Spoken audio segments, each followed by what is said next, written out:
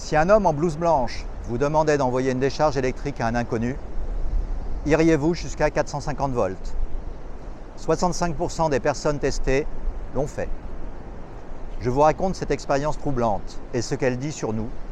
Bienvenue sur ma chaîne, je suis le vieux. Dans les années 60, Stanley Milgram, un psychologue, a voulu comprendre comment des personnes ordinaires peuvent en venir à obéir à l'inacceptable.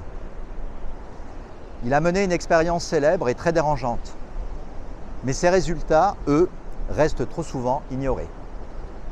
Ce que je vous propose aujourd'hui, ce n'est pas seulement de comprendre cette expérience, mais de réfléchir à ce qu'elle dit de notre époque, de notre rapport à l'autorité et surtout de notre capacité à obéir ou désobéir.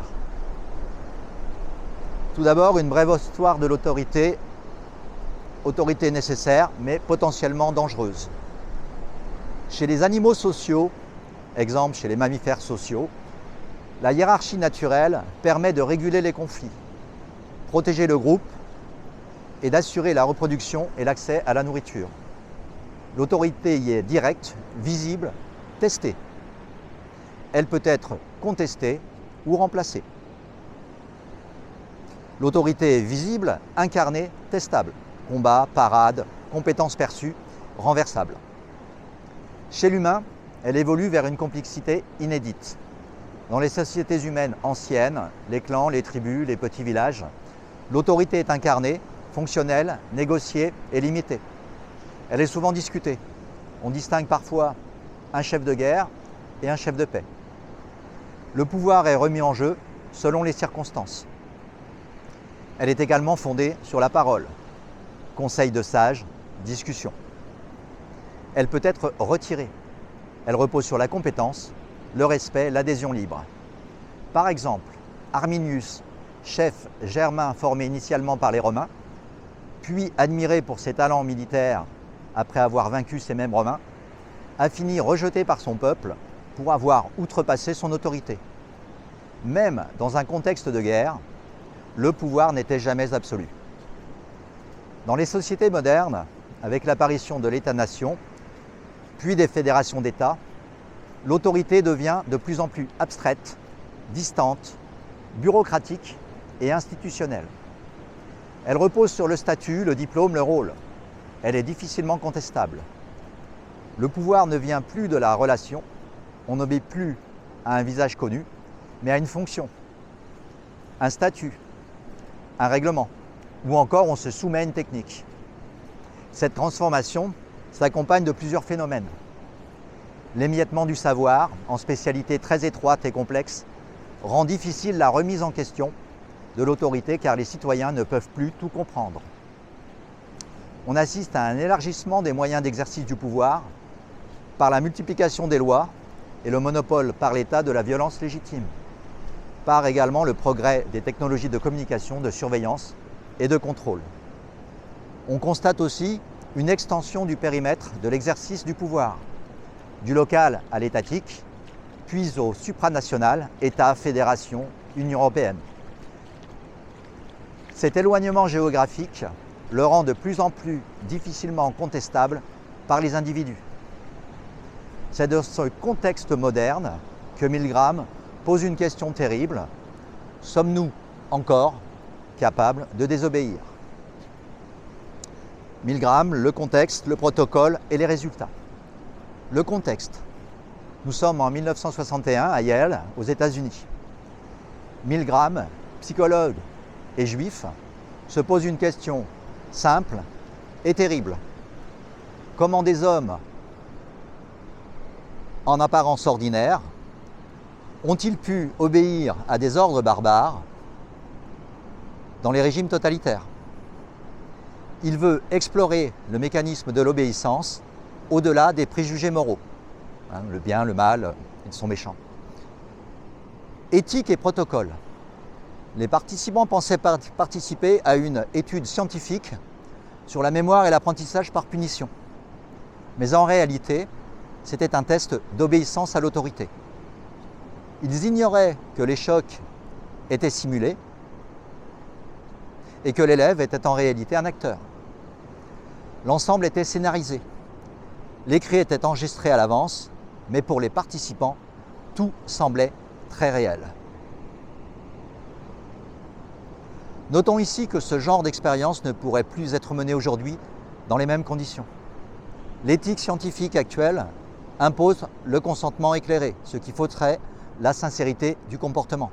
Comme pour les expériences de H, la sincérité du comportement humain suppose qu'on ne sache pas ce qui est réellement testé. Les sujets testés, c'est-à-dire les participants naïfs, pensent donc participer à une expérience sur la mémoire. Ils tirent un rôle truqué, toujours celui de l'enseignant, celui qui pose les questions et administre un choc à l'élève en cas de mauvaise réponse. Un acteur joue le rôle de l'élève attaché à une chaise. Des électrodes sont reliées à un faux générateur de choc. Les décharges sont supposées aller de 15 à 450 volts avec des mentions comme léger inconfort, danger, risque de mort. À chaque erreur de l'élève, le participant naïf doit administrer une décharge de plus en plus forte, encouragée par un homme en blouse blanche. Ce dernier répète des phrases standardisées. L'expérience exige que vous continuiez. Les cris sont préenregistrés. Après 330 volts dans la narration, protocole de l'expérience, l'élève ne répond plus, mais l'expérimentateur continue à demander d'administrer les chocs, en expliquant au cobaye qu'une absence de réponse équivaut à une mauvaise réponse. Les résultats, ce que l'expérience a révélé. 100% vont jusqu'à administrer 300 volts, quand l'élève, l'acteur, commence à hurler de douleur. 65% vont jusqu'à des chocs de 450 volts, dans la zone libellée, danger de mort. Quelques participants sont en détresse émotionnelle, ils tremblent, transpirent, rient nerveusement, mais ils obéissent. Un seul participant, un prêtre catholique, a refusé de participer dès le début, considérant l'expérience elle-même comme immorale en soi. Un cas unique, mais significatif. Explication. La mécanique de l'obéissance et les enseignements des variantes. Ce que Milgram a montré. La pression de l'autorité suffit, même sans violence, à neutraliser le jugement moral individuel. Le contexte l'emporte donc sur les convictions des sujets. Ce que révèlent les variantes.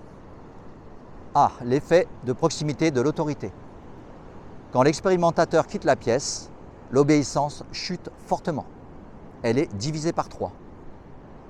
Comme chez H pour le conformisme sous l'effet du groupe, ici, sans pression visible, incarnée, la soumission à l'autorité diminue. B. Effet de la présence d'un complice désobéissant.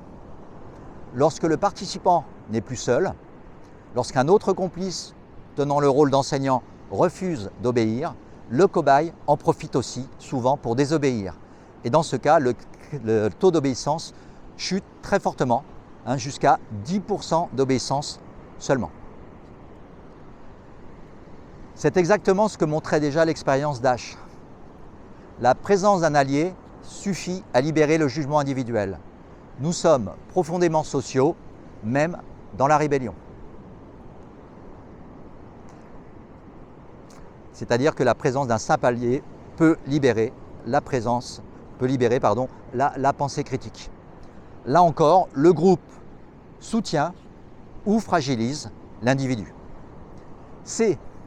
Effet de la distance entre le sujet et sa victime. Si la victime est visible ou physiquement proche dans la pièce, dans la même pièce, l'obéissance diminue. On détaillera plus abondamment par la suite. D. Effet d'un conflit entre autorités.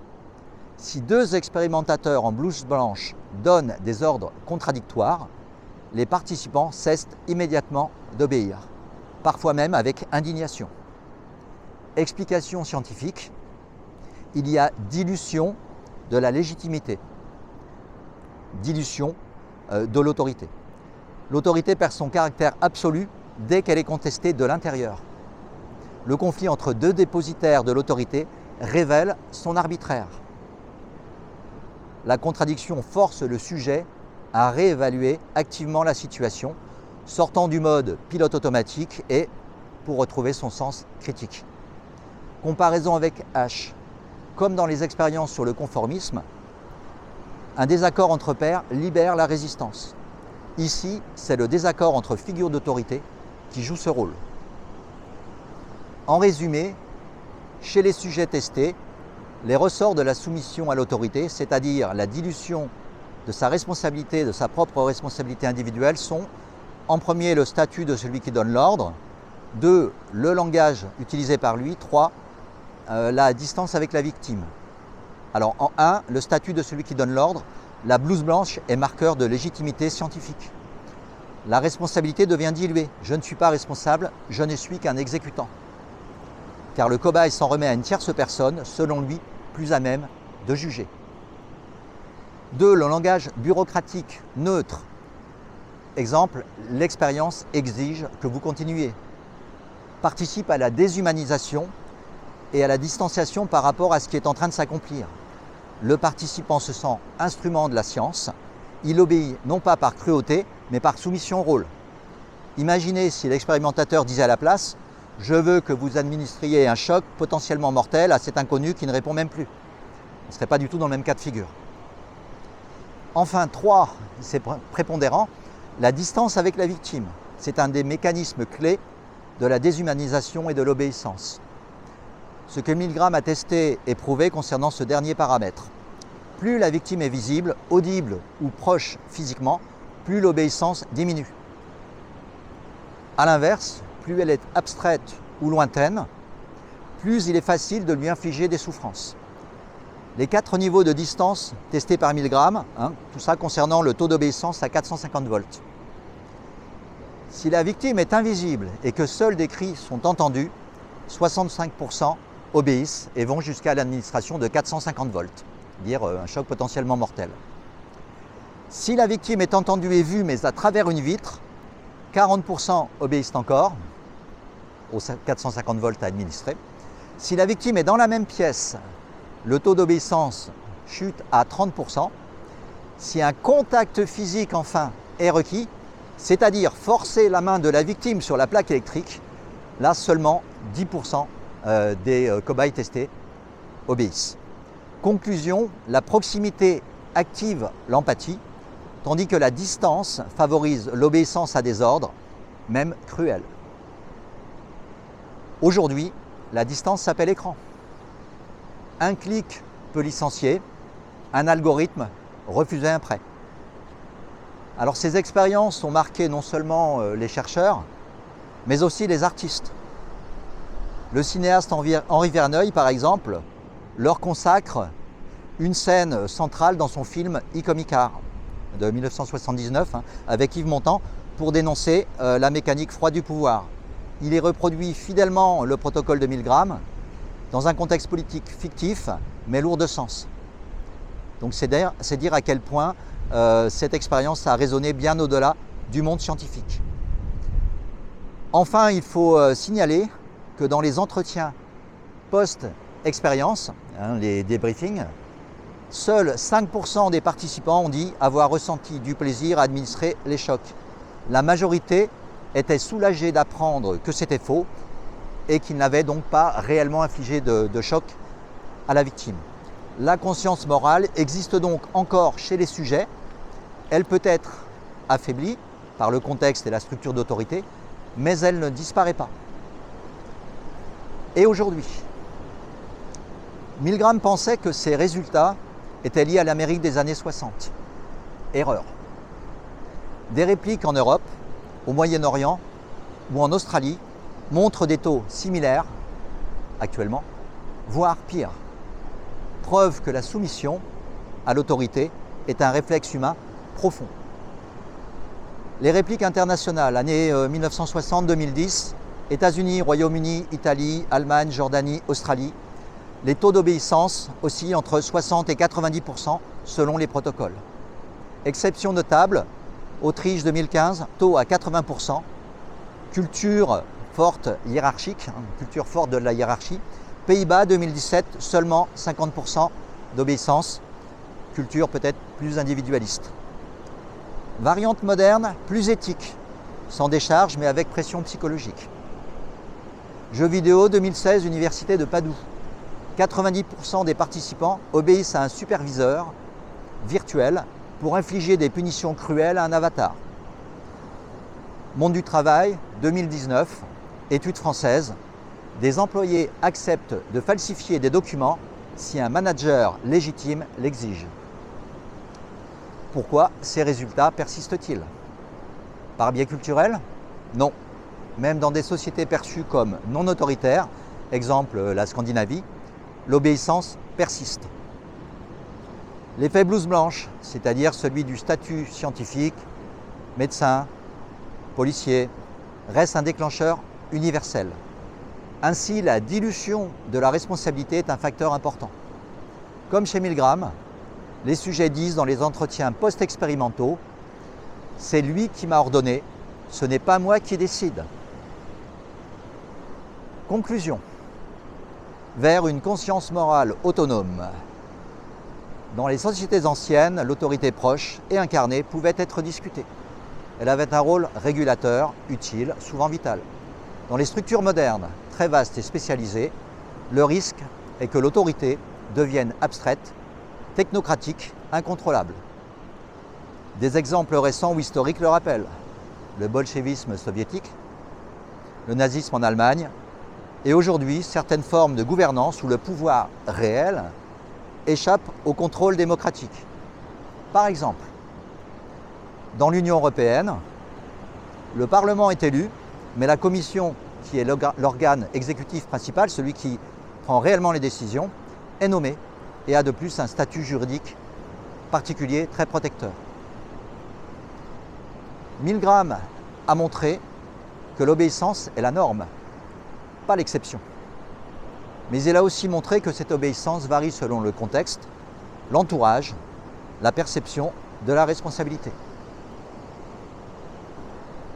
Cela nous amène à un autre psychologue, Lawrence Kohlberg, et à sa théorie du développement moral. Kohlberg distingue 3 niveaux, 6 stades. Le niveau 1 est celui de la morale préconventionnelle, celui des enfants.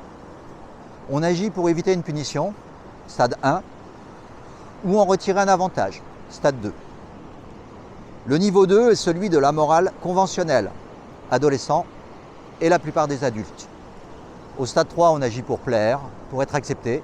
Au stade 4, pour respecter l'autorité et les lois, perçues comme principes fixes et non questionnables. Le niveau 3 est celui de la morale post-conventionnelle et n'est atteint que par une minorité d'adultes, 1 sur 5 à peu près. On considère, stade 5, que les lois doivent servir le bien commun, mais qu'elles peuvent être changées. Enfin, le stade 6, moins de 5% des adultes, est celui des principes éthiques universels. On agit selon sa propre conscience morale, fondée sur des principes de justice, même contre la loi. J'obéis à ma conscience morale, fondée sur des principes éthiques universels, même contre la loi. Ainsi, il existe une hiérarchie dans notre rapport à l'autorité. Certains obéissent par peur, d'autres par habitude ou par respect du système, sans qu'il soit questionné. Mais il est possible et nécessaire de viser un niveau plus élevé. Celui où on développe sa propre éthique en assumant la responsabilité de ses actes, même face à une autorité légale mais injuste. Une autorité légale mais qu'on estime illégitime. Une démocratie sans réelle conscience est une illusion.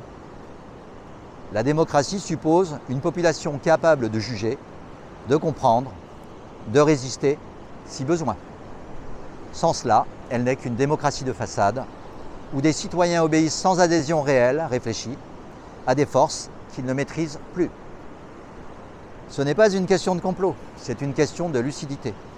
Il ne s'agit pas d'être rebelle systématiquement, mais de garder l'esprit critique vivant. L'obéissance est parfois nécessaire. Mais encore faut-il comprendre à qui, à quoi et pourquoi on obéit, ce qui nous permet de rester humains. Pour ne pas rester prisonnier d'une obéissance aveugle, il faudrait cultiver la connaissance de soi et du monde, ainsi que l'autonomie intérieure, face à un extérieur pas toujours bienveillant. Ne restons pas prisonniers de notre niveau moral, grandissons et pensons. Voilà, c'est tout pour cette fois. Je vous dis à bientôt, portez-vous bien. Ciao.